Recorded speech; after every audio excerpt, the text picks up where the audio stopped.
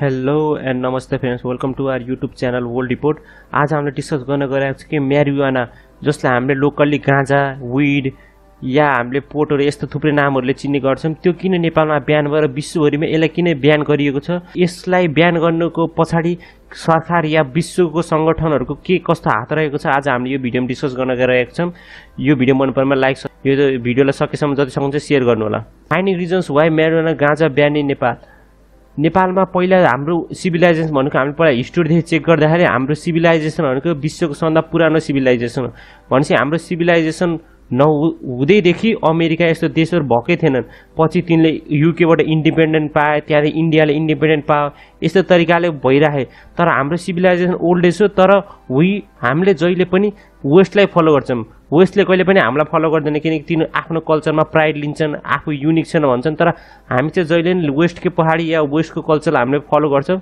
Cannabis in Nepal has been illegal since 1960, but the country has a long history of using cannabis for Ayurvedic medicine, intoxicated as a holy offering for Hindu god Shiva, and continue to produce cannabis electricity. भनेपछि हाम्रो देवी देवता, हाम्रो भगवानलाई नै हामीले क्यानिबस या गाँजा हामीले चढाउने गरिन्थ्यो। तर यो सब चेन्ज भएको 1960, भनेपछि 1960 एक्ज्याक्ट डेट होइन, यो 60s को एरामा चेन्ज भएको।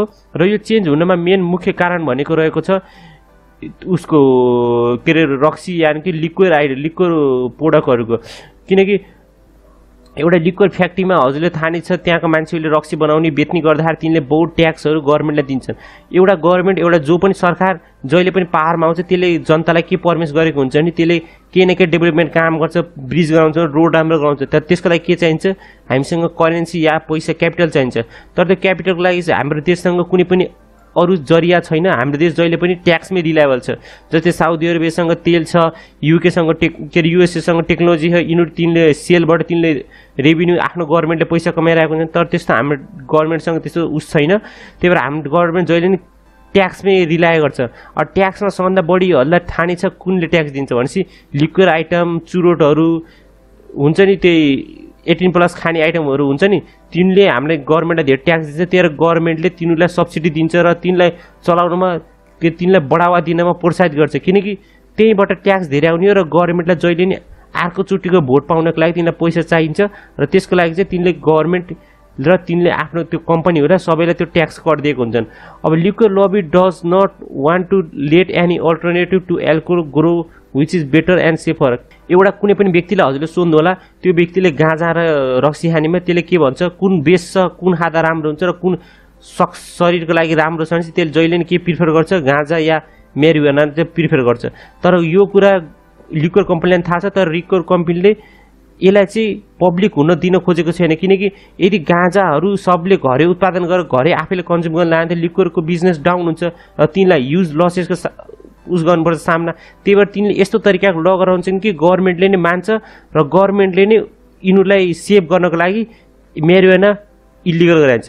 जबकि हाम्रो इतिहासमा जमानादेखि पहिले हुन्छ नि, हाम्रो हिस्ट्रीमा जब इतिहास लेख्न सुरु भएको थिएन त्योभन्दा पहिलेदेखि एभिडेन्सहरू पाइएछ कि म्यारिजुआना या गाँजाहरू पहिलेदेखि नै युज भइरहेको थियो, युज आइटम थियो। त्यसलाई कहिले पनि इलिगल या त्यस्तो नराम्रोले कहिले देखिन्थेन। जब त्यो सब चेन्ज भएको कहिले 60sमा के भएको थियो, इन्डस्ट्रियल रेभोल्युसन, चारैतिर मास प्रोडक्सन हुन चालु भयो र सबै देशको उसहरूले रक्सीहरू प्रड्युस गर्न लाग्यो, कम्पनीहरू ब्रान्डहरू खुल्न लाग्यो, वाइनहरू, भोड्काहरू सब मार्केटमा फ्लग हुन लाग्यो या एउटा फ्रड हुन लाग्यो। त्यो कारणले गर्दाखेरि तिनले आफ्नो मार्केटलाई सिक्योर गर्न र फ्युचरमा कहिले पनि म्यारिजुआनासँग कम्पिटिसन नहोस्। किनकि म्यारिजुआना या गाँजासँग कम्पिटिसन भने गाँजाले डेफिनेटली जहिले पनि जित्छ। किनकि गाँजा भनेको एउटा नेचुरल प्रोडक्ट हो र त्यो चाहिँ जसले पनि आफ्नो घरमै उमार्न सक्छ, त्यसलाई किन्न जानु पर्दैन।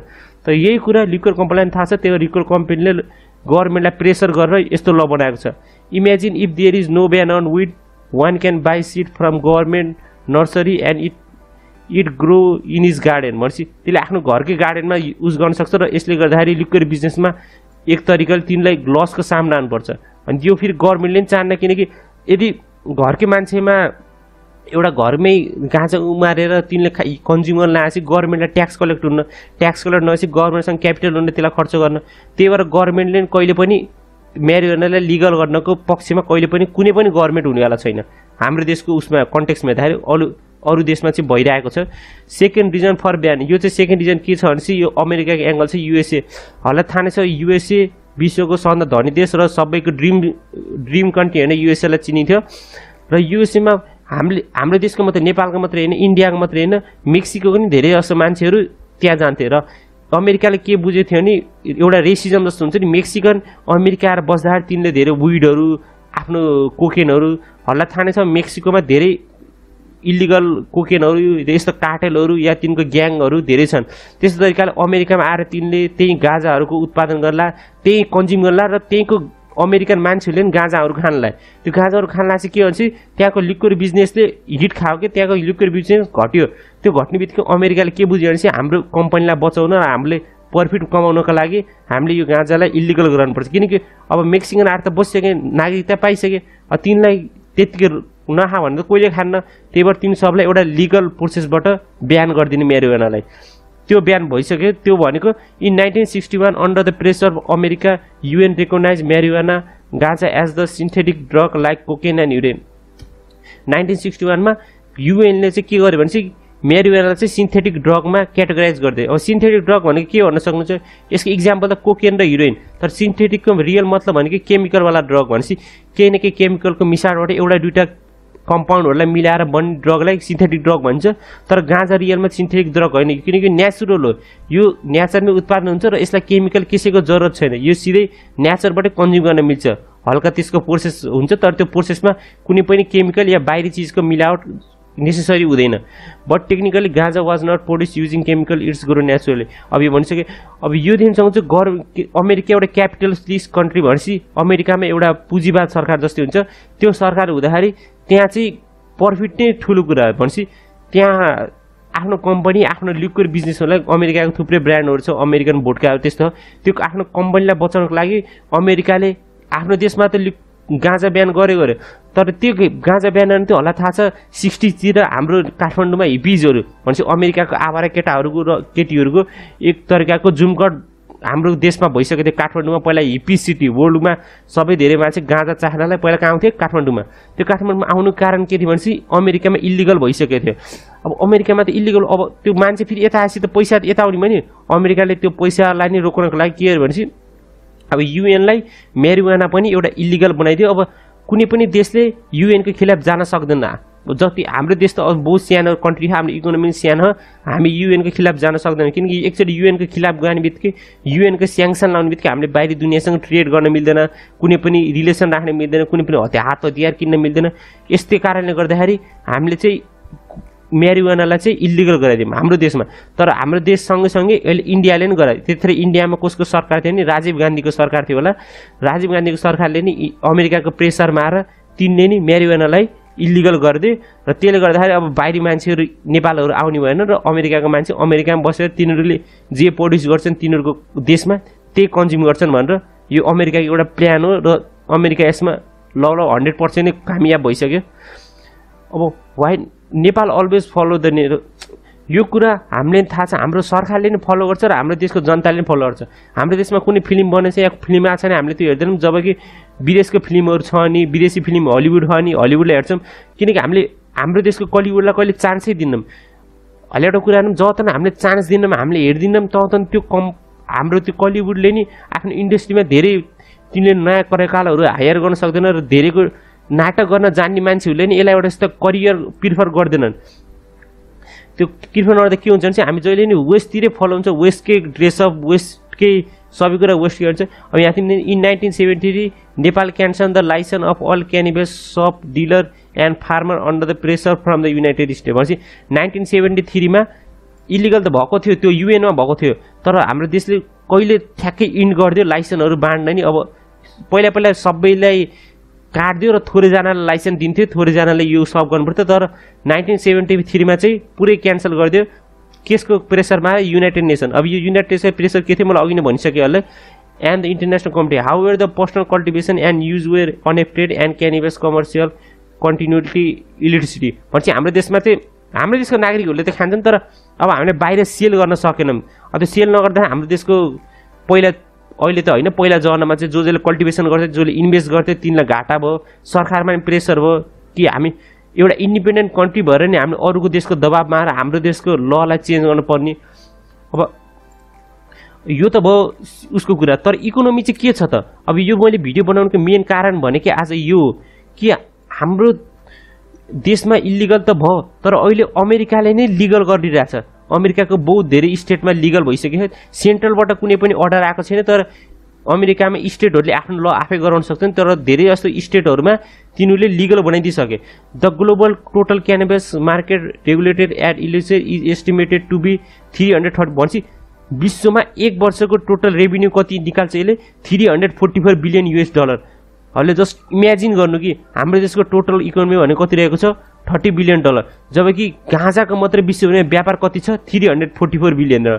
त्यही भएर त ड्रग लर्डहरू कति धेरै हुन्छ। अहिले उसनी हेर्नु नार्कोस टिभी सिरिज हेर्नु होला, त्यसमा प्याब्लो एस्कोबार कति धनी व्यक्ति थियो, त्यसले सब कहाँबाट त पैसा कमायो? यस्तै इलिगल मार्केटहरू ड्रग्सको सप्लाईहरूबाट तिनीले पैसा कमायो। अब यसमा चाहिँ मेन मार्केट चाहिँ कहाँ छ हेर्न सक्नुहुन्छ? एसियामै 132 बिलियन डलरको त बिक्री हुन्छ, र नर्थ कोरियामा 85 बिलियन, युरोपमा 68, अफ्रिकामा 37, र ल्याटिन अमेरिकामा 9.8 बिलियन। यो US डलर बिलियनमा देख्न सक्नुहुन्छ त। हाम्रो कन्ट्री एसियामै 132.9 बिलियन। हाम्रो देशमा हामीले सपोज उत्पादन धेरै मास प्रड्युस गर्न सक्यौँ र बाहिरी दुनियाँलाई दिन सक्यौँ भन्ने बित्तिकै हाम्रो देशमा एउटा इकोनोमिक जेनेरेट हुन्थ्यो, हाम्रो देशमा फरेन करेन्सी आउँथ्यो, हाम्रो देशमा तेलहरू त छैन, तर हाम्रो देशमा गाँजा एकदम राम्रो क्वालिटीको फल्छ। हल्लाइन थाहा छ पहाडतिरको, त्यो पहाडतिरको गाँजा हामीले बेच्न सक्यो भने इन्टरनेसनल मार्केटमा यसको डिमान्ड बिलियन्समा छ। तर हाम्रो देशले गर्न किन चाहन्न भनेपछि सब प्रेसर कसबाट छ? लिक्वर कम्पनीहरूबाट। अहिले अमेरिकाबाट त्यति प्रेसर छैन, तर हाम्रो देशमा अहिले इस्टाब्लिस भइसके। अब चुरोट कम्पनीहरू सुरेसिकर यस्तो छुट्टै थुप्रै चुरोट कम्पनीहरूले आफ्नो राइभल म्यारिजुआना ल्याउन दिन्नन्, किनकि एकचोटि मान्छेले गाँजा खान लाए र घरै उत्पादन गरेर खान लागेपछि त अब त्यो चुरोट कसले किनिदिन्छ? त्यही भएर कम्पनीहरूले नै गभर्मेन्टले एक तरिकाले कन्ट्रोल गरेका छन्, र गभर्मेन्टहरूलाई कम्पनीले पैसा दिन्छन्। तिनीहरूले चुनाव लड्नलाई गभर्मेन्टले धेरै पैसा पाउनु होइन कि यस्तै कम्पनीबाट हो, र गभर्मेन्टले तिनीहरूकै लागि तिनीहरूकै जस्तै कानुन बनाइन्छ तिनीलाई फ्रेन्डली। अनि त्यो त इकोनोमिक सेक्टर भयो। अनि यसको मेडिकल युज के छ त? मेडिकल युज नि इम्पोर्टेन्ट छ, किनकि हामीले क्यानबिसलाई जहिले नराम्रो भन्छौँ। एउटा कुरा याद राख्नु, धेरै खायो भने जे पनि नराम्रो। अहिले भात धेरै खानु ओबेसिटी हुन्छ, कोक धेरै खानु होला मोटापाल छिटो लाग्न सक्छ, होला कफी धेरै खानु होला त्यो ब्रेनमा त्यो निद्रा नलाग्ने बिमारीहरू, इन्सोम्निया जस्तो बिमारीहरू आउन लाग्छ। त्यही जे चिज पनि धेरै खान त जेमा नि हानि छ, तर गाँजालाई हामीले थोरै मात्रामा हेल्दी रूपले खान लाग्ने। गाँजा विश्वको एउटा बेस्ट प्लान्ट भनेर चिन्छ कि गाँजा एउटा हर्बमा गनिन्छ। आवर भेदाज भनेपछि हाम्रो पहिलाको हिन्दुज भेदाजहरू कल्चरहरू हाम्रो पुरानो जन्ममा लेखिएको ग्रन्थहरू written 1000 years ago also tell us ganja is good for health and cure and certain illness. हाम्रो पहिला हजारै वर्ष अगाडिको हाम्रो पूर्वजहरूले नि बुझिसकेको थियो कि गाँजाले गर्दाखेरि ह्याप्पिनेस जेनेरेट हुन्छ, मान्छेको माइन्ड फ्रेस हुन्छ र मान्छेले अरू कुरामा धेरै फोकस गर्दैन। जबकि दिमाग जसको खाली हुन्छ त्यसले नै केही न केही उस गरिरहेको छ। जबकि हाम्रो दिमागमा त्यो गाँजाले यस्तो इफेक्ट गराइन्छ कि दिमागलाई कम गराइन्छ र मान्छेहरू लेस एग्रेसिभ हुन्छन्। There is an estimated 1.2 billion people worldwide suffering from medical condition for which cannabis has shown to be therapeutical values. Adoption of medical cannabis treatment by even a small portion of population will create a massive market. अब विश्वमा हाम्रो total population कति रहेको छ? 7.2 कि 7.3 billion रहेको छ, र त्यसमा चाहिँ 1.2 बिलियनलाई चाहिँ क्यानबिसको केही न केही मात्राबाट तिनलाई एउटा दबाई तिनलाई उपचार गरिरहेको हुन्छन्। अब त्यसमा चाहिँ हेर्नु मार्केट कति ठुलो छ। सिर्फ हाम्रो देशमा प्रड्युस गर्न सक्नुपर्ने क्यानबिस हाई क्वालिटीको हाम्रो बिक्री यसै हातोहात हुन्छ, र हाम्रो गभर्मेन्टले नि यो कुरा बुझेर यसलाई सकेसम्म लिगलाइज गर्नुपर्छ। 1.2 बिलियन मान्छेहरूलाई क्यानबिस तिनलाई रोजमर्राको जिन्दगीमा आफ्नो डेली लाइफलाई चाहिँ नेचुरल तरिकाले प्रोसेस गर्नको लागि तिनलाई के चाहिन्छ? क्यानबिस केही न केही रूपमा तिनले दबाईको मार्फत तिनले लिइराख्नुपर्छ। अब यति ठुलो मार्केट छ। अब युएसमा चाहिँ हामीले युज गरेर सक्यो भने हाम्रो करोडौँको फाइदा हुनेवाला छ।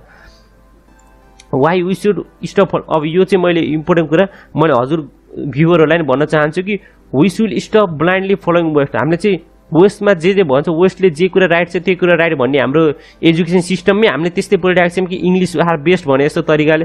तर यो कुरा चाहिँ रियल होइन। अब यहाँ चाहिँ एउटा इक्जाम्पल देखाउँछु होला। When our people were growing their own food and crops west will see us as a backward country we agree with them and stop eating our healthy and organic food we start adding cook junk food in our diet. अब पहिला पहिला हाम्रो देशमा के हुन्थ्यो, हामीले आफै खेती गर्थ्यौँ, आफै उमार्थ्यौँ, आफ्नै बारीमा उमारेर खाइराख्थ्यौँ। तर यो कुरा चाहिँ वेस्टले के गर्थ्यो भने हामीले यस्तो ब्याकवर्ड कन्ट्री के अझै इन्डस्ट्रियलाइज भएनन्, यिनीहरू अझै कम्पनीहरू ठुल्ठुलो छैन, त्यही भएर यिनीहरू backward country third world country भन्थ्यो। र त्यही भएर हामीले पनि यो कुरा मान्यौँ कि हामी ब्याकवर्ड कन्ट्री छौँ, हामीले यस्तो गर्थ्यौँ। त्यही भएर हामीले के गर्नु, सुस्तरी हामीले कोकहरू जङ्क फुडहरू हाम्रो डाइट हामीले कन्ज्युम गर्नलाई। अब कोक र जङ्क फुड भनेकै विश्वमा सबभन्दा घटिया एउटा फुड भनिन्छ नि, यहीमै गनिन्छ। थोरै खा त राम्रो, तर धेरै खा पनि यसले गर्दाखेरि युएसएमा नि बहुत धेरै इलनेसहरू निक्लियो, त्यहाँ मोटापा रोग लागेको छ धेरै कोक कन्ज्युम गरेर। किनकि कोकमा हुने भनेको लास्टमा चिनी जे हो, अहिले यताउता घुमाएर जे गरे नि कोकमाहरूले चिनी नै खाइरहनु भयो। यसलाई भन्छ स्विट ड्रिङ्क, भनेपछि चिनी पानी जस्तै भन्यो, त्यसलाई सोडा जस्तो मिसाएर कोक बनाएको। अब त्यो कोक हामीले आफ्नो डाइटमा मिसाएर हामीले खाइरहेको छौँ। Now same west is telling us organic food is good and healthy for women. अब फेरि त्यही कुरा फेरि अहिले विदेशीले के भनिरहेको छ नि, अब हामीले पहिला जसरी खान्थ्यौँ नि आफ्नै घरमा उमारेर हाम्रो बारीमा अर्ग्यानिक तरिकाले, त्यो नै राम्रो हो, यो जङ्क फुडहरू त राम्रो होइन। अब पहिला तिनले चाहिँ गर्दाखेरि हामी जङ्क फुड हामी मात्रै होइन, विश्वको सबै व्यक्तिहरू अहिले कोक भनेपछि अहिले विश्वमा अहिले जुन ठाउँमा नि कोकहरू, म्याकडोनल्ड, पिज्जा यस्तोहरूले जहाँ पनि भेटाउन सक्नुहुन्छ। यो कसले गर्दा भएको, अमेरिकन्सहरूले वेस्ट कन्ट्रीहरूले गर्दाखेरि। किनकि त्यहाँ चाहिँ एउटा फास्ट लाइफस्टाइल हुँदाखेरि त्यहाँको व्यक्तिहरूले छिटो खाना पकाउनुको बेला त्यो अर्डर गर्ने कुरा तिनले सजिलो आएर त्यस्तो गरे। अहिले फेरि तिनले चाहिँ भनिरहेको छन् अर्ग्यानिक फुड चाहिँ गुड छ। अब हामीले चाहिँ यो कुरा बुझ्नुपर्छ, हामी कता फलो गर्छौँ, हामी आफूले जे उत्पादन गर्छौँ त्यसमा फलो गर्छौँ कि बाहिरी दुनियाँले जे भन्छ त्यहीमा फलो गर्छौँ। Just like marijuana, now west is legalising it and we are still not recognising what we are gone do. अब हेर्नुहोस्, पहिला म्यारिजुआना युएसएले नै गर्दाखेरि विश्वभरिमा सबैमा इलिगल भयो। पहिला विश्वभरिमै लिगल थियो, तर युएसएले गर्दै विश्वभरि इलिगल भयो। तर अहिले युएसएमै तिनीहरूको थुप्रै स्टेटहरूले लिगल गराइदिएको छन् र हाम्रो कन्ट्रीमा अझ नि डिबेटको इस्यु भएको छ कि हामीले लिगल गराउने कि इलिगल। यो कुरा चाहिँ हामीले बुझ्नुपर्छ कि हामी जहिले पनि वेस्टलाई फलो गर्ने होइन, र वेस्टलाई लिगल गरा भन्दैमा हामीले लिगल गराउनु पर्ने कुरा नि छैन, र यसको फाइदा हेरेर लिगल गराउनु, यो कुरा चाहिँ हाम्रो गभर्मेन्टले पनि बुझिसकेको छ होला।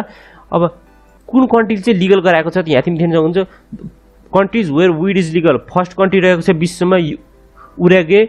अब यसको अहिले म्यापमा देख्न सक्नुहुन्छ, मैले यसको अहिले टोटल म्याप दिन्छु। यो हाम्रो वर्ल्डको म्याप, यो नर्थ अमेरिका कन्टिनेन्ट, यो साउथ अमेरिका। अब यसको यहाँ तिमी ब्राजिलको छेउमा देख्न सक्छौ, ब्राजिलले अर्जेन्टिनाको छेउमा रहेको छ उरुग्वे। अनि यहाँ चाहिँ हल्ला देखाउँछु यो इस्ल्यान्ड हो, यो हेर्नु यो फ्ल्यागल्यान्ड इस्ल्यान्ड हो। यहाँ थियौँ नेपालको गोर्खा र अर्जेन्टिनाको बिच थुप्रै लडाइँहरू भइसकेको छ पास्टमा। त्यही भएर अर्जेन्टिनाले हाम्रो नेपाललाई त्यस्तो राम्रो तरिकाले रुचाउँदैन, किनकि हामीले गर्दाखेरि यो ल्यान्ड अहिले युकेको पास छ, जबकि अर्जेन्टिनाले यसलाई आफ्नो देशको भाग भन्छ। अब यो त छुट्टै कुरा भयो। अब देख्नुहुन्छ सेकेन्ड कन्ट्री रहेको छ युएसए कन्ट्री। तिनीको केन्द्र सरकारले भनेको त छैन लिगल होइन, तर तिनीको केन्द्र सरकारहरूले छुट्टै फेडरल हुन्छ नि स्टेट गभर्मेन्टहरूले चाहिँ त्यसलाई लिगलाइज गरिदिएको छ। तर अर्को कन्ट्री रहेको छ क्यानाडा। क्यानाडामा सबै प्रोभिन्स तिनीको स्टेटहरू तिनीको सिटीहरू सबले चाहिँ क्यानाबिस यानि कि विडलाई चाहिँ लिगल गराइदिएको छ। अब यो त हाम्रो कन्ट्रीहरू देख्न सक्नुहुन्छ, कति अहिले विश्वको धेरै युरोपियन कन्ट्री हो नि यही लिगल गराउने तर्फमा बढिरहेका छन् र गाँजालाई चाहिँ लिगल गराउन खोजिरहेको छन्। Do you think Nepal should legalise गाँजा? हजुरको कुरामा हजुरलाई के लाग्छ, नेपालले यो गाँजा लिगल गर्नुपर्छ? मेरो हिसाबमा चाहिँ हाम्रो वर्ल्ड रिपोर्टको कुरीको हिसाबमा चाहिँ यो चाहिँ गर्नुपर्छ। तर यसको चाहिँ लिगल भन्नाले अब जसले पनि उत्पादन गर्न सक्यो, जसले पनि युज गर्न सक्यो भनेर लिगलाइज होइन। हामीले एउटा सेन्ट्रल कन्ट्रोल, एउटा एजेन्सी, एउटा ब्रान्च गराउनुपर्छ जसले चाहिँ यो म्यारिजुआनाको लागि छुट्टै डिपार्टमेन्ट होस्, जोमा चाहिँ त्यहीकै हेड ल्याएर कन्ट्रोल गरोस्, कति कहाँ कुन फार्महरूले उत्पादन गर्न सक्छ र कुन एरियामा उत्पादन गर्न सकिन्छ, र यसको हेल्दी युजहरूको बारेमा पब्लिकलाई अवेर गराउने कि थोरै कन्ज्युम गर्दामा असर हुन र यो लिगल हुने बित्तिकै धेरैले कन्ज्युम गर्न नसक्ने। यसको हाम्रो मेन टार्गेट भनेको नेपाली ग्राहक होइन, हाम्रो विदेशमा एक्सपोर्ट गर्ने कुरा हुनुपर्छ। किनकि एक्सपोर्ट गरेर हाम्रो देशमा जब क्रिएसन हुनसक्छ, हाम्रो देशमा इकोनोमिक जेनेरेट हुनसक्छ। यो त रहेको छ आजको मेरो ठाउँ। हजुरको थट के छ यो कमेन्ट बक्समाहरूले लेख्न सक्नुहुन्छ। यो भिडियोलाई आजलाई यति नै। यो भिडियो मन परेमा लाइक सब्सक्राइब गर्नु होला र यो भिडियो सक्षम सेयर गर्नु होला। हस्त धन्यवाद। God bless you. See in next video. जय नेपाल।